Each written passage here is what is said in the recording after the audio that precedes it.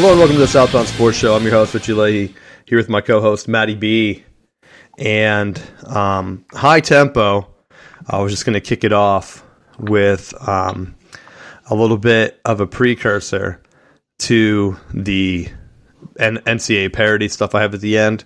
But I was watching the Frozen Four, or I guess not the Frozen Four yet, but the Elite Eight or whatever the hell they call it, which I noticed that the women's calls it, or maybe the NIT calls it the Great Eight instead of the Elite Eight. So I wonder if they have those trademarked and we're not supposed to be like saying those for other sports. But I don't know how many other like terms you would have, like the mediocre eight for like the lesser tournament. But the 8 teams that are left. But just to give people, because we talk about realignment, there really hasn't been a lot of news out of there. During the hockey, the opening week, the Big Ten outscored like opponents a ridiculous amount in the first round. And it was on ESPN too. I think I said it to Matt. I'll see if I can get the actual thing. What I have? Yeah, it was 36-4 in goals, which in hockey is a ridiculous amount. So much that they went to the monitors, like the studio show or whatever, and they didn't even talk about the other teams. They started talking about how the SEC is the only conference that can compete with the Big Ten in terms of money. And I was like, what is this? Like, you would think that you would have some highlights, like, yeah, I guess, hey, the Big Ten win. But it was like they know that the TV contract's going to end. So they're like, we don't want to talk about them. Like, we'll broadcast the hockey, we'll talk about it. We're hoping that the Big Ten lost. But now they did like an infomercial for the SEC, and the one guy was calling for the SEC to actually start hockey because it would be the only fair way for them to have an NCAA tournament going forward. I was like, what the heck is this? So that's my high tempo. It was like the most ridiculous thing. And for people that didn't watch, Michigan did win. So it was unfortunate that they had to play Penn State early. I thought they should have separated the Big Ten teams into each quadrant or whatever regional, so they all had a chance to go forward, because Michigan eliminated Penn State in overtime, and I thought that should have been a Frozen Four, or the Frozen Four game, like the Final Four or whatever. But Minnesota and Michigan were the two Big Ten teams that announced. Ohio State lost. Michigan almost had a chance to play Penn State, then Ohio State, then Minnesota to win the championship if they made it that far. But unfortunately, Ohio State choked. And that doesn't happen now. Anything you got for high tempo, Matt? I'm just kind of looking at. I came across an article talking about the XFL, and last week we spent a good bit of time talking about how the league really didn't feel like they were promoting themselves very well. When I looked, and I feel like a lot of times because of this, the XFL, this is under their third different reboot of the XFL, that you start thinking differently regarding each level. And I feel like with each evolution, there's different scenarios that you have come into play. And if you remember, with the last go of the XFL, there was when we talk about some of the television ratings, one of the things that's left out was that was the same year that there wasn't the March Madness tournament. So they were still able to get, like, the XFL wasn't competing with the tournament at the time. So as they're looking at some of these numbers now, they're comparing some of the XFL ratings alongside potential competition from people with the March Madness tournament that I really didn't think much about, when you're looking at those overall numbers. But, I had sent it to you earlier in the day to make sure that I didn't forget about it. But they had that earlier, that Saturday afternoon game. It was Orlando and Seattle, and they had over 1 million viewers for that, and it was on ABC. So like all their games are being broadcast off of between ESPN and ABC and like those Disney platforms. That the plan is to, I think, survive the year and not have it canceled, so that then it rolls into 24 with more staying power. I guess is what their plan is going to be moving forward. Yeah, I just worry, like I said before, that I worry that the numbers are going to say, hey, we can't put you on ABC anymore.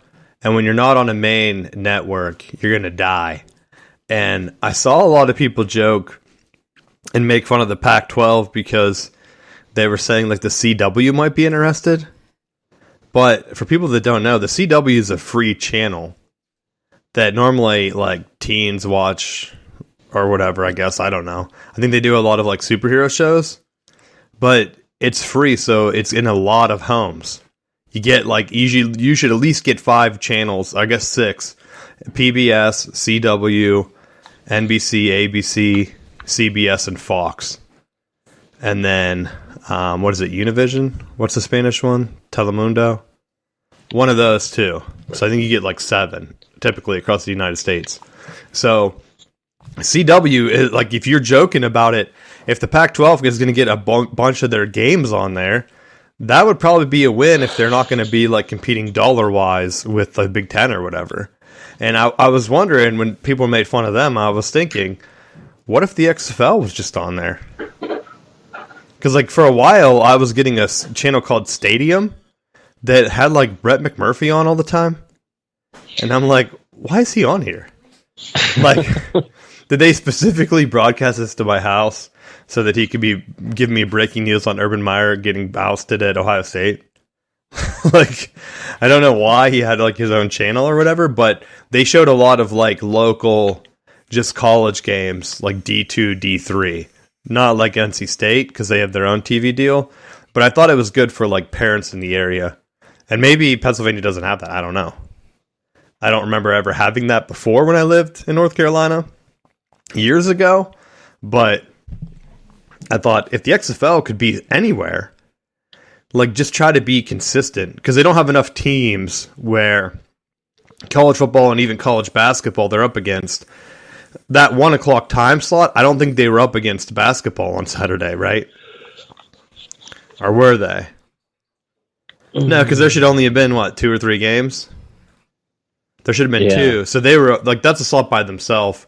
So yeah, people are comparing it to the March Madness numbers. That's kind of dishonest, but to even have it up there is good. And I've said, if they're on there and they get a couple million viewers, like what's the difference?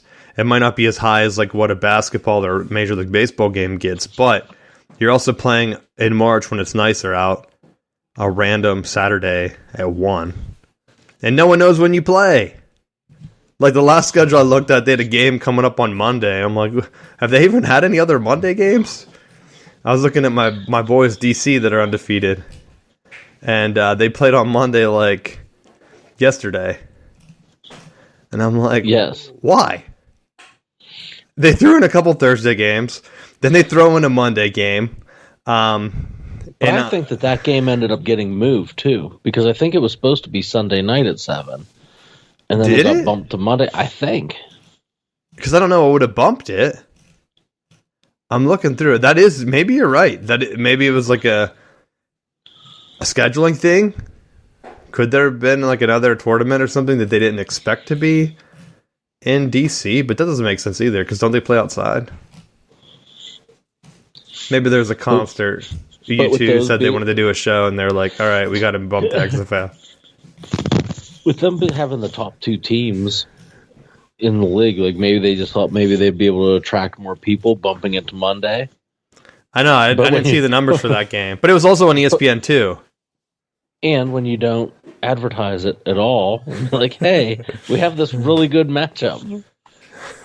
That's the one thing that kills me. It's just not knowing. Like, I had seen that before. I was like, hey, I wonder when DC plays Monday. Awesome. Yeah, maybe I'll watch that. Unfortunately, I had something go on where I couldn't get to watch the game. But you're like, just trying to figure out when they play. And I feel like I always miss it, because it's just not consistent. Sometimes they're at 7. Sometimes they're at 3. So just to give you a comparison. So last weekend, the Saturday night game was at 7. This week, it's at 6. It's like, why? The next time it's at 4. Like you can't. They're just like picking out of a hat. I don't understand it because these are all Saturday games. So on Saturday, your window could be from 4 to like 7, maybe 8. I don't know. I just looked at the next 3 weeks. So you have 3 different times over the next 3 weeks. College football, you know that the big noon, they put the best team at noon. It's usually Michigan, right? So they're at noon every week. So it's easy for me to schedule around it. I'm like, oh, perfect. Until they pick the one night game. But anyone else, it's like, Indiana, you're a 3:30 game on ESPN 8. All right, got it. Like it's much easier for other teams, I think, to just know when their team plays. XFL, you don't know. It's like, what day of the week again? And I know they're trying to space it out to get different channels to show it, but I almost wish they just did all 4 games on Saturday. Noon, 3, 7, and 8. It works for college football. Put the losers on at 8, just in case like the 7 o'clock game is a bust. Then you like can get people that are switching back and forth. But then you have like your other 2 games on at noon, and then 3 or 4, whatever the heck the Fox time slot is. But that would be my preference. I guess you would do 3:30. I think ESPN did 3 or noon, 3:30, 7:30, or 8, but. You could do the split that they kind of do now. Try to get people to watch both. But that's my thing with it. I did see the numbers, and I thought they were good. Anything else you want to bring up about XFL while we're here? No. One other random thing, just so that I don't forget to bring it up. But Iowa Wesleyan, right? I don't know how to say that. Yep. They are going to be closing their school down. And that's the birth of the air raid. We always talk about air raid on here. So I've been saying that not just high school, like I'm afraid high schools are going to start going the way where it's like, hey, we're just a high school. We do STEM activities and esports instead. We don't have athletic teams. And you're like, oh, really? Like, yeah, it costs too much to, like, you know, cut the grass in the infield of the track and play, like, soccer, and kids didn't want to play it anymore. Colleges, I think, are going to do the same thing because, like I've said, the Big Ten, how many Big Ten games do you watch where it's like, hey, go online? And the overhead for that has to be low. So, like, if you're taking online classes, you can then teach more students. And if you have a chance, I think, to even go online at one of the bigger schools, I think you're going to take it. And I think you're going to just see schools consolidate where there's been some rumors that I've heard around Pennsylvania where some of the smaller schools are getting looked as potential hubs for on-site training careers like nursing and stuff, where they're just going to be different campus branches. Like Penn State has how many campus branches, right? So, like, some of the other schools, instead of them really going out of business, they might just be like a miniature medical center for training or a tech center, things like that. And I wonder how that's going to affect realignment and things going forward. Because all the schools are jockeying, trying to get like, hey, we're either in D3 or we're in D2 or D1. Let's see if we can bump up the D1. And eventually there's not going to be enough seats at the table, I think. Because how many teams are in college basketball? D1 and 300 something? Didn't one of the St. Francis's shut down too? I think it's yes. Brooklyn, right? Yeah, the one in New York. So I'm gonna look it up. I think it was. It's probably not Brooklyn, or at least they canceled their basketball team. Yeah, it is in Brooklyn. They're shutting down their basketball team. They cut all athletics. And to me, if you cut all athletics, your school's next, right? Because if you're going to be shutting down because you can't get kids on campus and there's nothing for kids to do there, I don't see how you could just recruit people and say, like, hey, come here. Let me do a tour. It's like, no, don't go over there. But I did see a funny story from FAU when their coach, he said he interviewed like remotely and got like super pumped and he accepted the job. And then he had like regrets after taking it. Like maybe I shouldn't have taken it so early. Like he had like the gut feeling like it was a bad decision. And when he went there, the facilities were atrocious. Like they're so bad. He's like, he was embarrassed to bring recruits there. So he said like he would try to like casually walk through Lane Kiffin's area and like show them the football weight room. And then he said that they would celebrate whenever they would get a kid to commit without actually ever seeing the basketball facilities. And he said he always felt bad like when they showed up on campus is like, hey coach, where's the spot for the basketball team? He's like, come over here, buddy. It's like in this dungeon. But that's like they talk about the transfer portal and stuff. I'm like, it makes me laugh. But we'll get into college here at the end. I don't want to spend too much in the beginning of the show for it. I almost said the morning time. Good Lord. I wanted to talk about guaranteed contracts. I had one other thing too. Ken Griffey Jr. is still getting paid. This is my lead-in. Ken Griffey Jr. is still getting paid by the Reds. He's actually the 4th highest paid player on the Reds this year. And to me, I'm kind of baffled that the Pirates don't have someone like that where they can say, like, look, we're still paying these guys. These are Pirate legends. Like, they can come in and, like, just, like, pay McCutchen for, like, 100 years to just be there. And they're like, come hang out with McCutchen. You can get your picture. It's like, we don't want to pay for new players, but we can still keep paying these other guys. And now you have in NFL, the reason I bring that up, Lamar Jackson came out and said that he asked for a trade. He waited until John Harbaugh's initial like NFL conference thing to like just announce it so that they would like ask him about it, I guess. And I thought that's kind of like a dick move by him, but someone also compared the salary. I think you sent it to me for Josh Allen. So what do you think? I mean, I think it's the same. The same similar thing that we've talked about before. I understand going in to some of these negotiations. If you want to have no representation, like you don't really have anything that you're competing with or competing against. It's like, at least with an agent, you can kind of be fielding more feedback from other teams and kind of having some of that leverage. There's no leverage with Lamar Jackson right now. Like when you look player for player, he's missed significant games each year as a player. So why would you invest $230 million for a player that's not going to make it a full season and hasn't made it a full season the last, 3 years, 4 years? Like he has not shown to be durable. So you're going to pay him all this guaranteed money for him to not play for you or be so banged up that he's ineffective when the playoffs roll around. You know, like if he could argue, well, I may get banged up, but look at the success my team's had in the playoffs. Doesn't have. You know, look at the numbers that I don't have. Like he hits the playoffs and he's just immediately shut down. And I don't even know that you could leverage it as a scheme thing.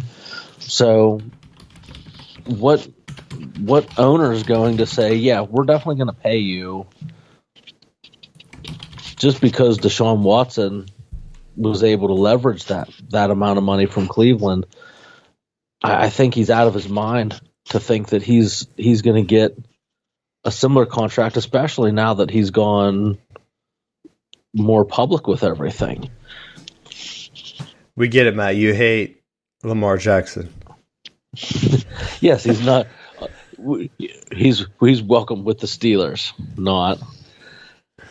No, but it's unfortunate because I think I think his potential is really high, and for the right team, for the right price, I think it works. I think like you go back that, yeah, you want to maximize the amount that you can earn as a player, but he doesn't have anything that he can really leverage with. And so people have been putting out videos and doing all their stuff about Josh Allen, and I wanted to bring up the actual numbers. I didn't know if you were going to. Josh Allen made $85 million in his career so far. Lamar Jackson has only made $33 million. But let me just say that those numbers are very misleading. And I'm going to throw another wrench in right here, which is the reason why people are leaving this out. Baker Mayfield, my boy, he's made $52 million in his career, right? It doesn't have anything to do with where or how like good your performance has been with that rookie contract. It's where you're drafted. So, let's see, because the Ravens even put this on their website, so you know that they're annoyed hearing about it. Josh Allen was drafted 7th overall, which is the top 10. Baker Mayfield was also, he was like number 1 or something, was he? I don't even know how high he went. Yeah. So he was up there, and so was Sam Darnold.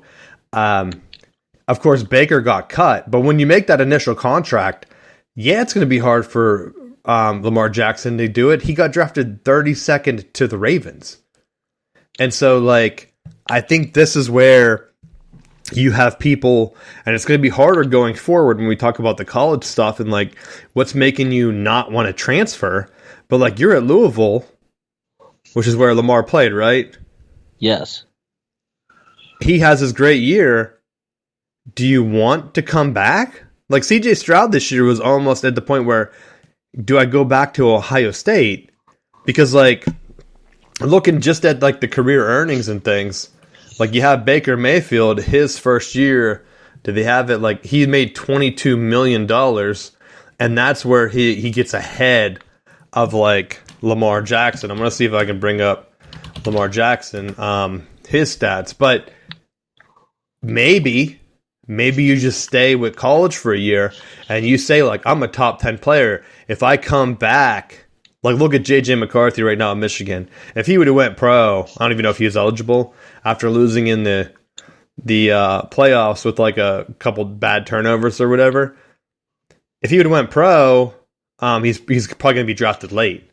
He comes back, maybe he can work his salary back up. Lamar Jackson that first year only made $5 million. Like, the way the draft work had slotted.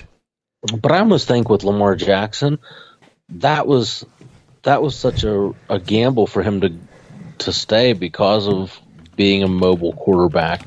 That does he get injured, and then he's not going 31 to the Ravens. He's going 850th. You know? But you could also get hurt in the NFL too if you don't take the gamble, and you have to stay healthy for, like, how many extra years? Where in college you only have to stay healthy for the 1 year, and maybe you just do a Clowney. Right? I mean, he just took it easy, work on his throwing. Once you get drafted, like, and I think you also take into consideration for someone like McCarthy, he can stay in college another year, or he can ride his whole contract. Like, he can ride all of his eligibility out, and still come out set for life with his college NIL money. Where when Lamar Jackson was there, if he got any money, it was definitely hush hush, and it's not as broadcast as it is now with the NIL deals. So, like, you're not coming out to the NFL with any legitimate earnings like college players are now, and I think the opportunities, maybe if you have an agent that you say, hold out, get a different contract where he's under contract, he doesn't renegotiate, and he just kind of lets his initial league contract play itself out, and now he's just stuck that he doesn't have anything to negotiate off of. Yeah, the closest comparison that I've seen was looking at the type of contracts, type of incentives that were levied for Aaron Rodgers.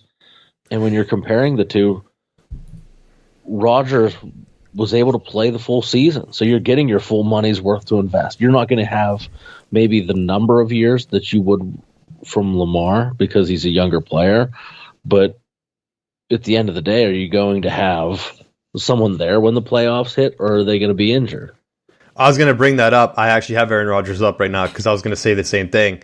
He fell in the draft, and so he got slotted in behind. And just doing the math in my head, the same point in their careers after 5 years, Lamar has made $10 million more than Aaron. So the big difference is Aaron doesn't take a jump until he wins the Super Bowl and he gets a second MVP. So to your point, it's not really about staying 100% healthy. That's never going to happen. But if he bets on himself, and we're using Aaron Rodgers as an example, all Lamar has to do is, of course, win in the playoffs and get a second MVP, and then he's right up there. He might even, Aaron Rodgers made like $300 million in his career, and that's not even counting all those stupid State Farm commercials he was in back in the day.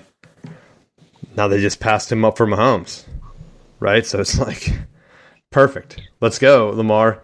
Win a second MVP, win a Super Bowl, and then he's getting paid through the roof. And all he has to do is find a situation that works. Because, like, how many other teams were dying for quarterbacks? Like, he just missed on the 49ers wanting in on him, right? Yeah. Because, like, why not? You have nothing going. You just need a quarterback. You can get Lamar in there and say, hey, buddy, take it easy on the running the ball. We have a ton of weapons. Could you imagine if he's running option with McCaffrey and Deebo Samuel as outlet? That'd been scary as hell.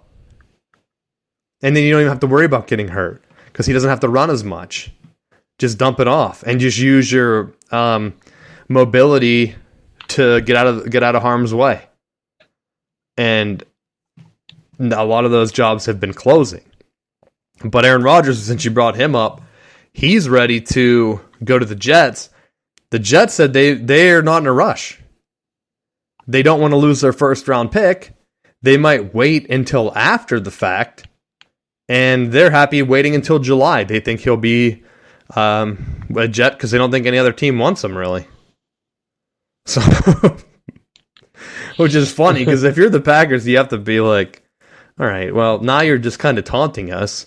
And maybe we can find another deal. But then also Lamar Jackson's also on the table too, which I would also think drives down Aaron Rodgers' value. Because if you're going to trade and give up key pieces, Lamar Jackson's a ton younger. And if you're thinking, hey, we have a great line here, let's keep him healthy, get him in here, we have a bunch of weapons. Like, are you building for the future? Or are you trying to just get the Super Bowl and get out like Aaron Rodgers would be doing? Because like if the Jets bring him in, that's not a long-term deal. They have to be hoping that Zach Wilson or someone learns from him. And if it doesn't, then you're kind of just starting over. But would it be worth it? Right? I don't know. Oh, I don't know. Because like the Steelers, they're already starting the hype for Pickett again, saying he's made a lot of strides in the offseason. I'm like, it just started. Like, what'd he do? Do a cycle of roids? He's like that much better now. We didn't get caught. Well, no, he wasn't riding his motorcycle without his helmet, so he's coming into camp in great shape. I know. I remember that happened. Oh my gosh. I looking at it, Lamar Jackson, his passing yards per attempt are better than Josh Allen, which is so funny, and he has a higher passer rating. But it's like, all right, let's go. Get to a team that has you in a position to win. Because like Josh Allen, they're not going to keep paying him if he doesn't win in Buffalo. Like, how many playoffs can you choke in? Right? He's going to be the next Jim Buffalo, Kelly. He can choke all the time. He has a great standard set before him. So, I don't know. I just wonder, like, how many teams actually need a quarterback and how many of them are realistically happy with their situation. I think if you have a chance to get an MVP, like if you're the Texans, you get rid of Deshaun Watson and you bring in like Lamar Jackson and win and make out, like I think that would be a good deal. Right? I don't know. Yeah. Because I would imagine that you can pay him less than what they paid Deshaun Watson. Because no one else is really, it seems like no one else is bidding on him. He asked for the trade like at the beginning of the month. So the month's over. So I think like a team has to be able to win. If you're Lamar, I don't know if he can veto it, but he's also can just get an offer either. So they don't even have to trade for him. So it's a weird situation. like why he's asking for a trade. I don't know. Maybe the trade was just his way of saying, I'm not going to be a Raven no matter what. I'll sit out. Yeah. I mean, Deshaun Watson sat out and then he got his big contract, so maybe that's the move. Sit out, get healthy. He's got to be careful because there's a line between like rejecting your contract, like Kaepernick did with the Ravens, and then never getting an opportunity again. So where do you go from there? Like, what are you going to be able to do? He'll be Lamar Jackson. He'll be like at Michigan's training camp throwing with Jim Harbaugh because his brother. Just like Kaepernick did that workout last year, remember? I think it was last year. It was 2 years ago now. So, I don't know. You have any other NFL news you wanted to hit on? I feel like we didn't have much to talk about NFL-wise. I haven't seen a lot of news other than like this Lamar Jackson speculation and a bunch of like stupid draft scenarios. And it's like, hey, who's going to get drafted in this spot? It's like, okay, perfect. People are trying to debate between CJ Stroud and Bryce Young. Are either going to be a long-term quarterback in the league? I don't know. I have a hard time seeing the fit because I feel like, you know, in the spirit of the Iowa Wesleyan, they always said one of the knocks with the air raid style quarterbacks was that they were system guys and that the spread pass first systems weren't going to equate to the NFL game. And part of that was because at the time the NFL was running so much pro style where you had two backs and a tight end and they were following Walsh's West Coast system. And so quarterbacks were in the gun, you know, and taking these 4 wide receiver, empty set, throwing the ball every play. And they're like, all right, now you're going to get under center and hand off the ball 35 times a game and like not really establish a rhythm. You know, I feel like there's in some ways it's similar because you're not having the extra RPOs or the zone read type things that colleges are using more. And now it's just like it really is more. It's tougher to say which quarterbacks are going to translate best to the league because you don't have those guys that truly have like it. You look at Stroud and you look at Young, both of them right now. I feel like there's such a gap in the teams that they play, like the talent that they have on their rosters compared to the teams that they're playing. Like it's tough to say, oh yeah, they're definitely going to be a good fit because when your team's loaded with 4 and 5 star guys and you're playing, you know, some of these lower level teams, like you're going to look like a superstar. And that's where I'm like wondering as I look through the list here, Bryce Young is so small that have those quarterbacks hit for a long term? Not really. So, like, to me, do you just get a Stetson Bennett, which to me is like the discount Bryce Young? Like, both under 6 foot. Bennett knows how to win, right? Do you just get him late? And then I don't think either are going to be long-term solutions in the NFL, unfortunately. Personally, I would just go with like a guy like Hendon Hooker. Why not go with a big dude with a big arm? I know some guys are taller than him in this draft, but... Well, did you see some of the new speculation with him? No, what's that? That they're saying, like, he could potentially be one of the early quarterbacks taken. Yeah, because they're probably listening to me. They have the same train of thought. It's like, hey, the best guys are like dudes that had question marks, but were just big, strong dudes. I know he got hurt, but he didn't have the talent at Virginia Tech. He got some talent at Tennessee, not a lot, and he was lighting it up. So, like, I'd be kind of shocked if anyone else like kind of went higher. Maybe like Will Levis from Kentucky. I don't know how accurate he was though. Like to kind of compare, like he didn't have the big time throws that Hooker did. Hooker was constantly just like a highlight reel to me. And the only reason people don't have him as high, I think, is because he got hurt. And maybe he's not as big. Like Anthony Richardson, to me, is a big QB, but he had a ton of accuracy issues. So, like, do you go that route? I feel like the guys that have the big arms, you have to be able to just hit deep shot after deep shot. And Hooker has shown me that he could do that. I think the knee surgery is like something that's kind of common these days, right? Yeah. Just wear a brace. Like, why are you running? If you're just going to be able to sling it around and be that guy, just hang out in the pocket. Be Ben Roethlisberger, right? Be Ben.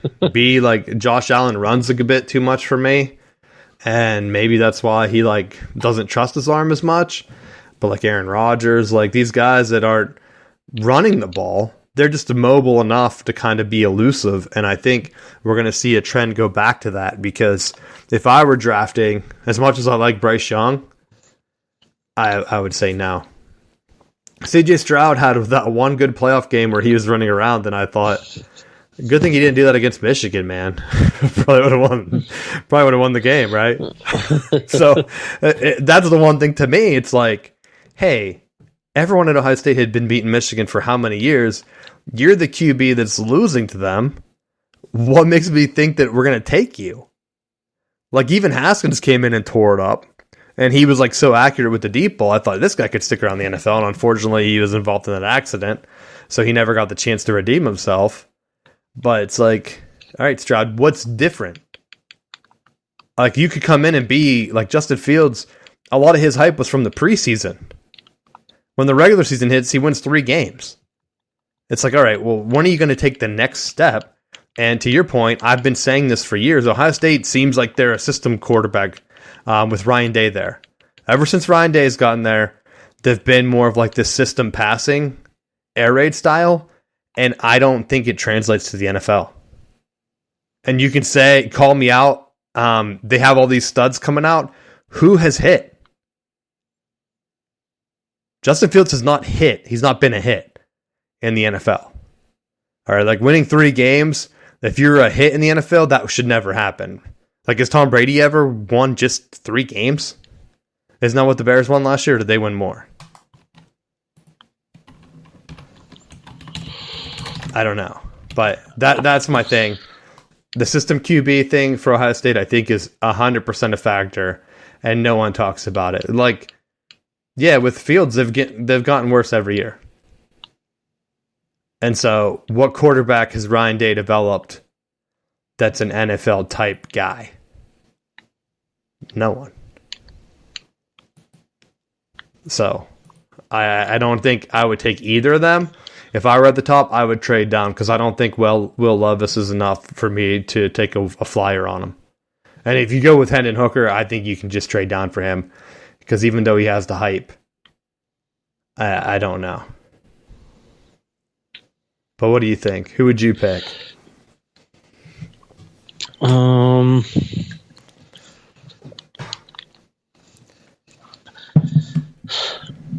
don't. I have a hard time right now going against Young, and I know he has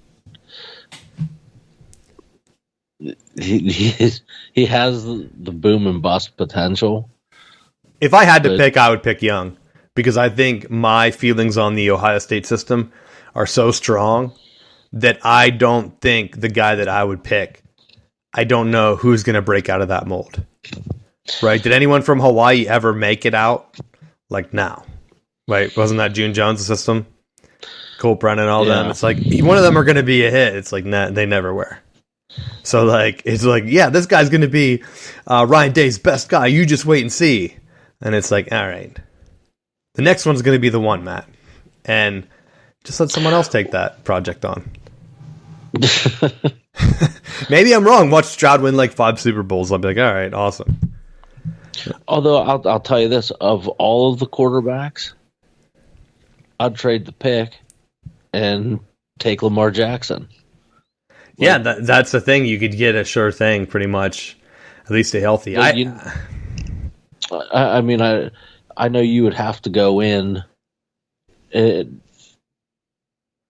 175 to 200 million you'd have to go in for it for 5 years or 4 years. But if you could get him to agree to the contract, I mean, maybe that. I think of all of them, that's the safest route. He has the highest potential, I think, out of all of them. And I think that's going in. Like, if you're drafting one of these quarterbacks and you don't have to force them onto the field right away, I think take your pick. I think any one of them has the potential that you could develop. I don't know that there's any of them that I feel comfortable saying, with those top picks, I'm going to draft you and you're going to immediately change the trajectory of our franchise. Like, I don't think any of them has that mold. I don't think so either. I've been saying I would go if let's say I'm the Packers, and what I would want them to do: get rid of Aaron Rodgers, give Jordan Love a try, draft Stetson Bennett in the 6th round. Why not? Like, if you're going to get a guy that wins. I think a lot of teams, they overlook it, and they're like, too short. It's like, well, so is Bryce Young. Bryce Young is shorter than Stetson Bennett. Like, what's the difference? His hand size is bigger. His arm length is shorter. He weighs like 15 pounds less, but he's won. So if you're going to get guys that come in to your NFL team, you're drafting high anyway because your team sucks. You need guys that know how to win. Draft winners. I think having a team full of guys that knows what it takes to win, or that at least they're going to work hard enough to get you to win, that's who you need as your backup QB. That's my take.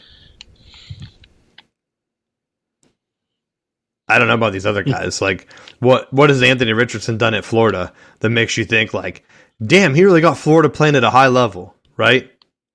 Or Will Levis at Kentucky. It's like, yeah, Kentucky, they're better than ever. It's like, no, they're kind of the same. Didn't they have another Mark Stoops type year? Like, that's what cracks me up. It's like, yeah, these guys are good. It's like, no, they're kind of just doing their thing. Same with like Aiden O'Connell at Purdue. It's like, did Purdue do anything awesome last year? They got smoked by Michigan. Awesome. Yeah, he threw some balls, but that's kind of just like their systems throwing the ball around. So would it be enough for me to take a flyer on the guy? Maybe. Go Stetson Bennett, though. They have him lower on the tier. He's above Dorian Thompson-Robinson, which is another guy that I kept waiting to kind of show out, but his accuracy issues were the same thing.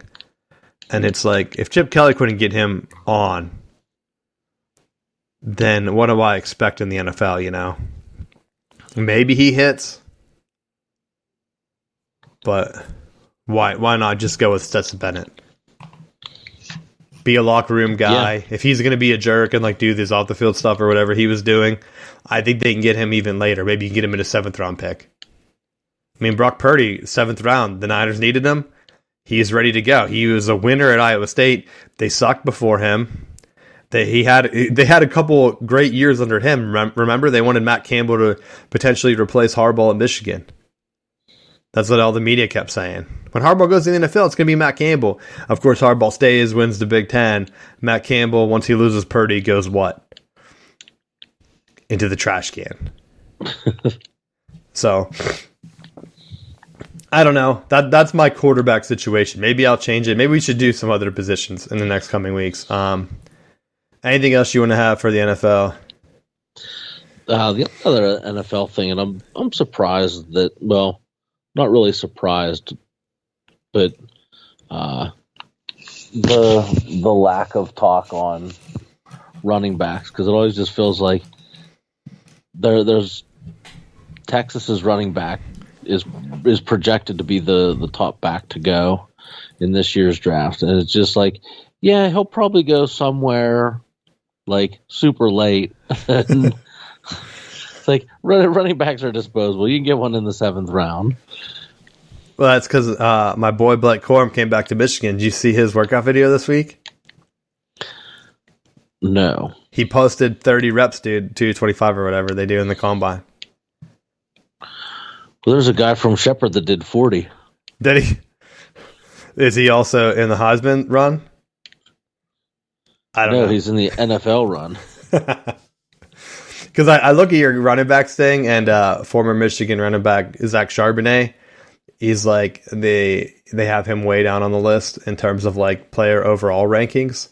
But Bijan Robinson they had pretty high here. They have him 7th overall as the best player.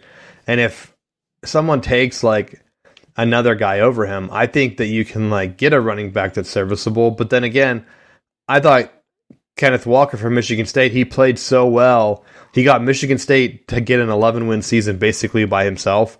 When he left, the team was garbage. And then he was playing in the XFL, I think, this past week. Wasn't he? And this is a different guy. I'm pretty sure I saw him out there. And I was like, what the heck? He was just in the NFL and he played so good that unless it's a different guy. But I'm not sure. I thought it was the same guy, although there is another Kenneth Walker wide receiver. So maybe I'm getting bamboozled myself. But that's the one thing too. It's like, all right, you get a running back. Where are you going to go? If guys are getting out of the league in like a year or two, it's like, all right, then yeah, just pick them whenever. The one thing that I wanted to talk about though with this is that you brought up the draft. Kind of ties into my NCAA thing. So they talk about NCAA parity. I've been hearing it everywhere with college basketball because the tournament happened. All the top seeds are out. Texas was like the last hope, a 2 seed. Miami beats them. And you have a Final Four of Miami, San Diego State, UConn, and what's the other one? I said them out of order. Is it FAU? I think that's how I brought them up earlier in the show. Yeah. So FAU's playing San Diego State. San Diego State's been close. If you remember the COVID year, they were 30-2 or something like that. Like they were awesome. And I know you try to count that as a Florida State year, but I pay attention to San Diego State. They have some coaches from Michigan. So like that program kind of just took over after the Fab Five. That's where Steve Fisher ended up. And so like the program's kind of just been out there. He's been building it. And now they're at the point where the Pac-12 might be interested in them. And I'm seeing all these teams and everyone's saying like, oh, now with the transfer portal, any team can compete. It's hard for these rookies. It's like, no, I don't think that's the case. I think it's because you have dudes that are 28 years old playing out here. Like guys are coming back that should have no business coming back. Right? Do you agree with me? Yeah. The guy that took a run at Pistol Pete's record, Matt, he's like in his 6th year. And so I look at that and I'm wondering, like, everyone's giving him like a bunch of garbage and trash, and they're like, hey, let's invite them to the CBI. They won 14 games or whatever. And it's like, no, they shouldn't be in a postseason tournament. Like, if your whole thing is going in and scoring a bunch of points, awesome. But your team at some point has to win. He's 24 years old, Matt. And so it's like, all right, college is traditionally from 18 to 22. He's played for 5 entire seasons, right? You should have 4 seasons max. Like, I get that they didn't play the postseason that COVID year, but they played the entire regular season, right? So I think the NCAA overreacted. I think they should have graded it kind of like an injury season, right? Where they say like, hey, if you're injured for XYZ amount of the year, then you can play another year. There's no reason, and nothing against Anton Davis, there's no reason he should have basically 5 full seasons to break Pistol Pete's record. There would have to be a gigantic asterisk beside it. And so now you have guys like Purdue's big man and Michigan's Hunter Dickinson that might not get drafted in the NBA. So there's a real chance that they could come back and play for another year in college basketball. And like, just play forever. I like Hunter Dickinson. Michigan had like some issues with guards and injuries and stuff, so he didn't get to play in the postseason again. If he came back, that would be awesome. But also, would I be like, oh, I guess the Michigan basketball program is fixed? It's like, no, you're playing a bunch of like 25-year-old dudes against 18-year-olds, right? Like, what are you talking about? And I'm like looking at it, and people are like, well, these teams are like young, and what are they doing out there? And like, I don't know how, like these other teams like UNC and Duke, it's like, yeah, they have high rankings and whatever, but what are they really doing out there that's different? Like, no, they're just playing against guys that are 1 year older because these guys aren't really going pro.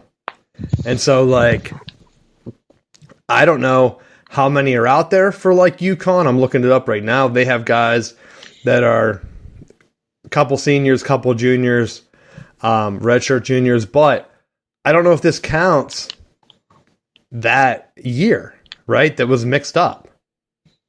Because Anton Davis was listed as a senior, right? This is his fifth year. So they took the one off. And so guys that are juniors basically this year, so if you have a team full of juniors, they're actually seniors. And seniors are basically should be done. Excuse me as I'm dying here. That's what I'm at. I just don't know if the parity is going to last.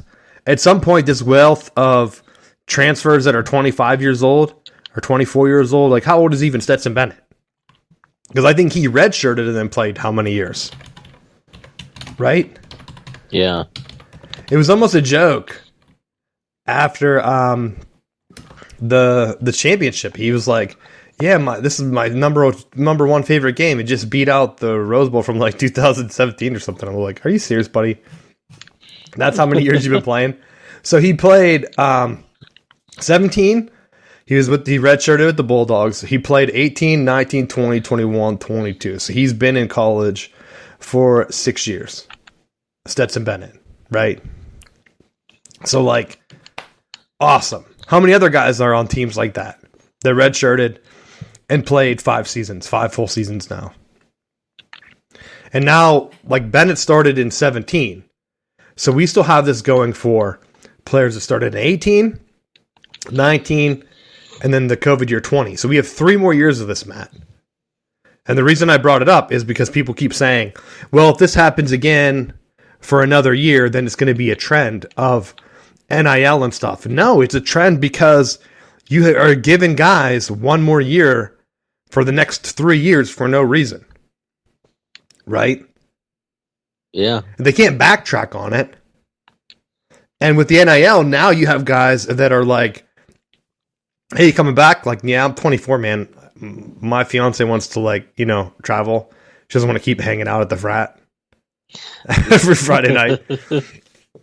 Because she graduated like 2 years ago, buddy. It's like, oh, okay. But now it's like, hey, we're going to pay you to hang out here. He's like, well, I tell my fiance that I'm getting paid more than she's making, so whatever. I'll stay here. That's how the guys are. I was almost a joke because what was I watching? It was one of the teams, and it's like the guy was shooting. I think it was basketball. It might not have been like the NCAA tournament. It might have been like one of the lower ones. But the guy was shooting, and they showed a picture of his wife and 2 kids. And I was like, a wife and 2 kids? Like right out there. And I'm like, yeah, he's been married. He got married 2 years ago. I'm like, that would have been his senior year. So he traditionally would have got married, and started his life. But he's still playing because he got the extended years. And so that could have been Stetson Bennett, right? I just don't get it. He's actually 25, Bennett is. So people that are 25 could have an entire family, and yet they're getting NIL money to stay in college. That's going to dry up in 3 years, right? I think that's when it does. And for a while, they didn't even count against scholarships. So if you're a team that's going to be building, and I'm talking about football now, but like I keep hearing how Penn State's roster's coming around. They're going to be great. This is the year for them. It's like Michigan and Ohio State have guys coming back that in years past would have went to the NFL. You couldn't beat them before. How are you going to beat them again? And I'm not saying that it's going to happen that Ohio State and Michigan beat Penn State again, but you're with a freshman team and a freshman quarterback that has never played before. It's going to be a lot harder playing against guys that are 25 years old for the next 3 years. And that's the future. So that's my thing on NCAA parity. What are your thoughts on it? I mean, I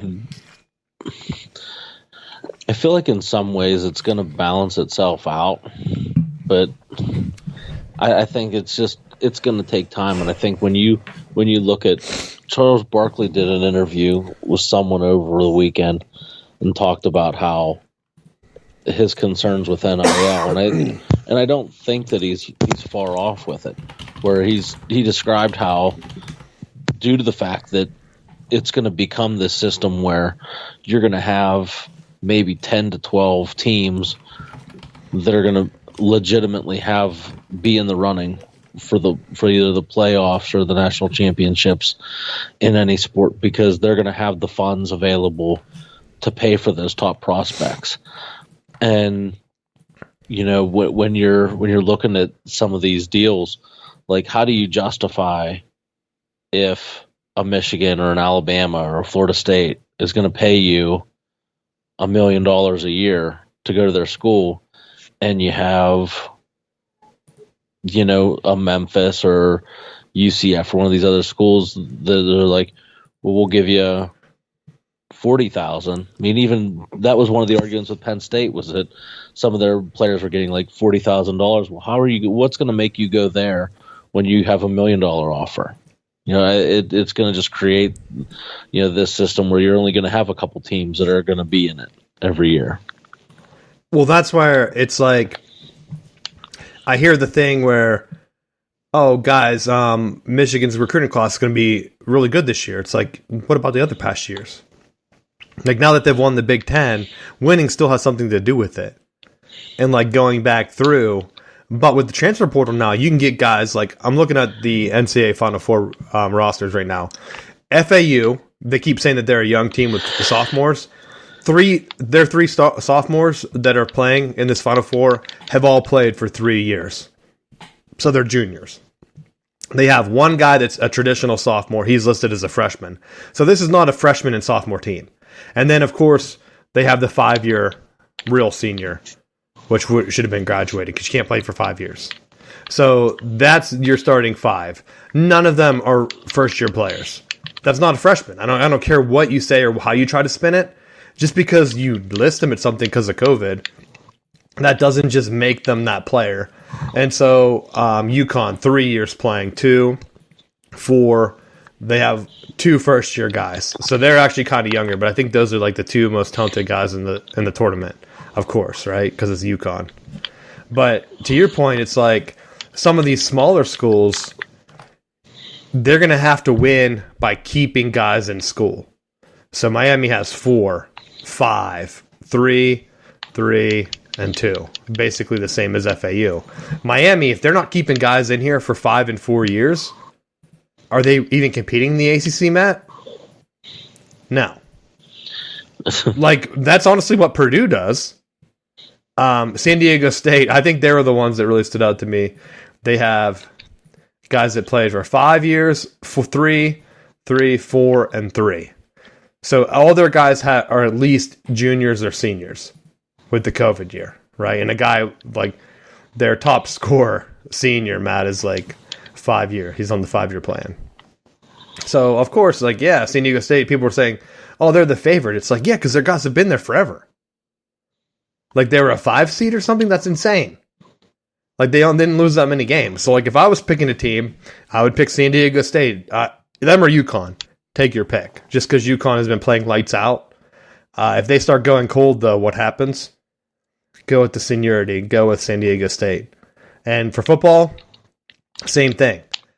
The Purdue's and, like, Michigan State competed that 1 year because they got a ton of transfers in, and everyone bought it, and then Kenneth Walker played out of his mind. Right? That's how you compete with the bigger schools. Tennessee. You got transfer in Hendon Hooker. He's awesome. He gets hurt. Your team goes down the drain. Like, your season's over. But they had already lost the season before he got hurt, though.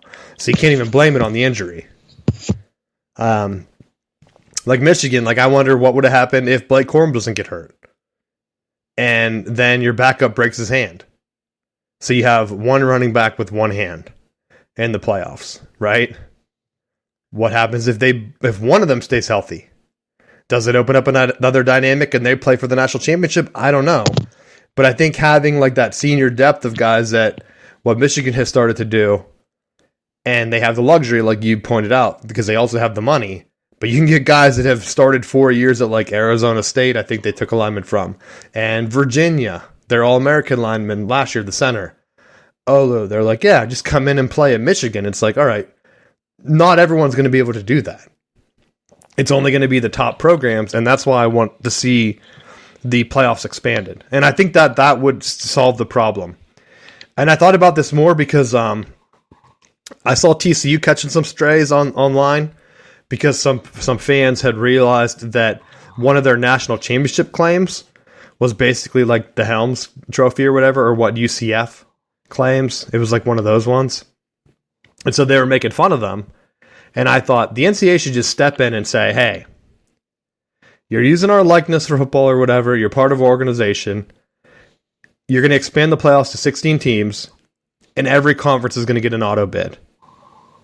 There's 10 conferences, 10 auto bids, 6 at large, and that's it. And everyone from now, until the 16-team playoff starts, which includes everybody, any past champion before that, if you're named by one of the selectors that we have in our record book, claim those championships. And going forward, we're only going to have the inclusive championship be the one true champion. So, like, if there are some iffy ones, but it's in our book, like I think there's one Iowa doesn't claim, but it's in the record book, so they should claim it. I think the NCAA should say, hey, this is how we're going to do it. And then if you have the smaller conferences that get an auto bid, why would they want to jump to like the Big 12, right? Because like the Big 12, their big schools are getting poached. Why would San Diego State want to go to the Pac-12 if maybe they can be Gonzaga or like Boise State? Like, you're making the playoffs every year. Why would you risk that to go play in the Big 12? Yeah, you hurt the independents for a few years, but I think what would happen is they would all join a conference except for maybe Notre Dame. And then who cares about Notre Dame anyway, right? Because they'll come crawling to whatever conference. I think that's the only way to stop realignment, is if the NCAA says, hey, we're putting our foot down, this alignment stuff is getting crazy. If you guys want to align, that's fine, but we want 10 football conferences because the other sports don't matter at all. It doesn't matter about basketball. Maybe the Big 12, like picking Gonzaga out, basketball might matter slightly, or to the Big East, basketball matters, but the Big East lost a ton of money losing their football schools. If they would have somehow stayed as like the basketball / mega football conference that they used to have, who knows how much money they'd be making these days. But those schools made their choice, so I think if the NCAA says every conference gets an auto bid, you're going to see some of these lesser schools not want to jump. Because I hearing a lot of fear from people down here, from schools like App State and Charlotte, and how their schools are like, well, we don't know what's going to happen if teams jump again. We're hoping we get the invite. It's like, but if there was an auto bid for every conference, you don't have to worry about that. You can stay in your regional conference, win it, win a playoff game just like in basketball, collect your whatever. You have a Cinderella run like FAU. Maybe FAU can't win the championship. Maybe they're going to lose this next round. Maybe they do win a national championship. Could that randomly happen in football? I mean, we've seen innovative offenses move the ball and win games, right? It wasn't like Oregon was lining up a crap ton of 5 stars when they took off. Now, did they win it all? No. But in a playoff system, who knows? That year with Dennis Dixon, right? He gets hot, 07. He gets hot and run with it, baby. West Virginia. Pat White was the year they crushed Clemson 70 to whatever. Could you imagine if that was the first round of the playoffs? Does Dabo take off after that? Because everyone's like, well, I'm not going to play for him. His playoff record sucks. He just got stomped. Instead, it was just an Orange Bowl, and everyone forgot about it, and he was able to build his team around that, saying, like, we don't want to get stomped like that again. That was embarrassing. So that's what I want to see. All those years that, like West Virginia, They crushed Georgia that one year. Those are the schools that now they're the smaller ones that are having undefeated runs or getting close to it, like Liberty with Malik Willis. Like, what happens if they would have got an auto bid because they're in a conference and they won it? Could they win a couple games in the playoffs? Maybe. We don't know. We honestly don't know. We know that Cinderellas have won in the BCS games. We know that they've won in the New Year's Six. Why couldn't they win in the playoffs? It's the same exact thing. Especially if they have buys. That's the only way for me, I think, for the NCAA, if they truly want parity, is you got to try to get teams and get them to stop wanting to relocate just for a little bit of money. That's my last thing. Maybe I'll come back around on it in another week or two, but you have anything else for the NCAA or anything?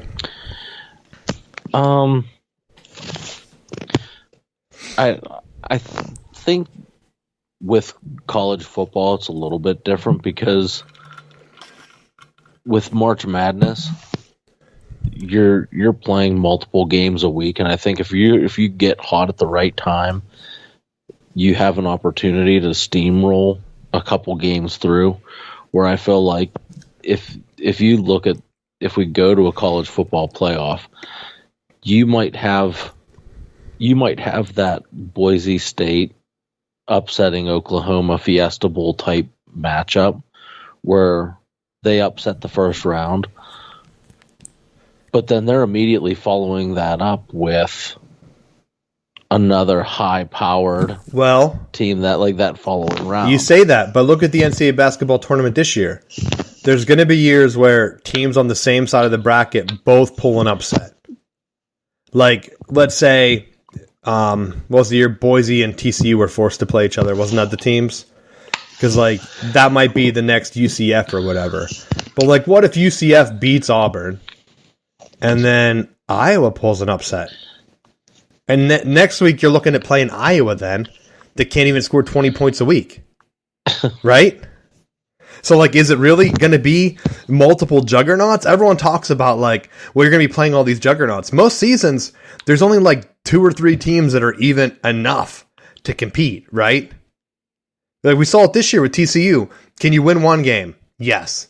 Can you win 2? Nah, dog. No, you can't. So how many teams can really compete week in and week out? Like, maybe, yeah, you get some upsets. Maybe TCU makes the run and that's a Final Four team instead of a runner-up, you know? I think that's where you kind of see, like, what's going to happen. Maybe you catch a team that everyone thinks is good, or like Tennessee, we get an injury. How do you know Tennessee's not lined up against, I'm trying to think of teams that were good, like Coastal Carolina, or like Liberty, or BYU or something. It all depends on the bracket and the matchups, Matt, is all I'm saying. I would somewhat agree with that. I think what is more realistic, though, is what you saw with TCU, where they took Michigan to the wire, were able to pull that upset off, and then immediately got throttled by Georgia in the national championship. I think that's more likely the scenario that's going to play out, and I think and I have reason to say that even if they do expand it, that you're going to see that because of the NIL situation. That I think it's going to affect college football more because you're going to pay for those higher quality quarterbacks and skill players that are going to immediately translate to more success, I would think. Because, well, I'm looking at this and I'm saying, like, what are some of the upsets? So, like, 11 seed Penn State wins last year, right? Are they really that much better than, say, Tulane that also won? So, like, in theory, you could have Penn State play Tulane in round 2. And that's kind of like the Elite 8 round, because you start with 16, go to 8, Tulane wins. They beat Penn State. That's not out of the realm of possibility. That would have just been the results from last year, right? Or, heck, they match up against Tennessee, a backup quarterback that just beat Clemson or whatever. They could beat them. We don't know. Then you have 2 high seeds that just win just because of the matchups. The year before, 10 seed Michigan State had beat Pitt, And maybe that doesn't really line up like that. But then you also have Oklahoma State that was a lower seed that beat Notre Dame. That they wanted Notre Dame in the playoffs. They squeaked it out. They're not true Cinderellas, but there's not a lot of Cinderellas that were allowed to play on this list. Going back 2020, Iowa State would have been one that's squeaking by. Also 9 seed Georgia or whatever. But the year before, Penn State again. Penn State, maybe they're just traditionally lower seeded if they're going to keep winning against these other teams. I don't know. LSU as an 11 seed beat UCF that year. Maybe UCF win it the year before. They win it. They play Wisconsin. Is really Wisconsin not much better? Because Wisconsin knocks out Miami that year. Even if Miami won, wouldn't UCF have a chance against Miami? It's not like Miami's lighting the world on fire. So I think you could still see a lot of people are just writing it off and saying like, nah, it's never going to happen. But it all depends on the actual bracket and how those play out. So that's my thing. What's the 1 year? 12 seed Ole Miss, 18 seed Houston. Houston beat Florida State that year. So like, okay, Houston pulls the upset. Oh, great. Now they get to play Ole Miss. Ole Miss are they really that good? They're a 9-3 team. So Houston could easily beat them. They were 12-1 that year. TCU, Boise State, like I mentioned, they both won. Georgia Tech also won that year in 2014.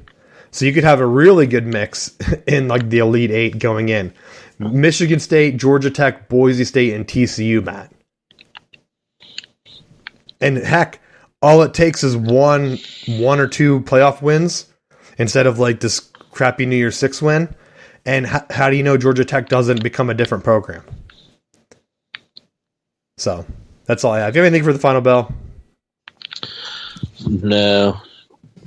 I talked about Michigan going on in hockey. That's kind of like the same thing. They talk about the parity, and I'll probably bring it up because there's a 2-week break. But SEC throwing a bunch of money around, is it really going to hurt the Big Ten?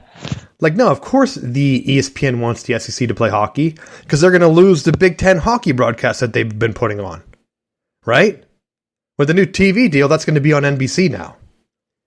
And ESPN Plus is half their thing is hockey. So that's kind of like the network. So if they get the SEC to come in, it's going to hurt schools like Denver and Boston, which I think Boston's playing Minnesota this week or next week. They're the other Final Four team with Quinnipiac. Like Quinnipiac. All right, awesome. No one has ever heard of you. Too bad you're now replaced by Tennessee. It's like awesome. Great. Great work, ESPN, ruining some of these small schools that only play hockey. And then that goes back to our point of they're just going to eventually be gone. So if you disagree with me, let me know. But thanks for listening, and we will see you next week.